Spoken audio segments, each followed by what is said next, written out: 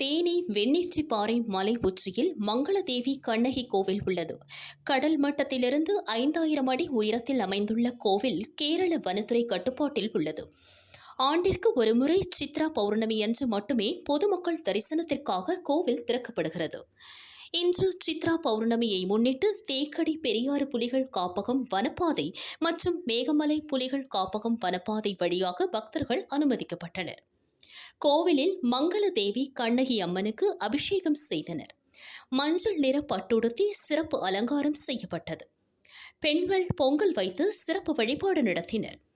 30,000த்திற்கும் மேற்பட்ட தமிழகம் மற்றும் கேரள பக்தர்கள் நீண்ட வரிசையில் காத்திருந்து அம்மனை தரிசனம் செய்தனர். தமிழக கேரள வனத்துறை மற்றும் போலீஸ் அதிகாரிகள் பாதுகாப்பு பணியில் ஈடுபட்டுள்ளனர். பக்தர்களுக்கு தேவையான குடிநீர், உணவு உள்ளிட்ட அடிப்படை வசதிகளை தேனி மற்றும் இடுக்கி மாவட்ட நிர்வாகம் செய்தது.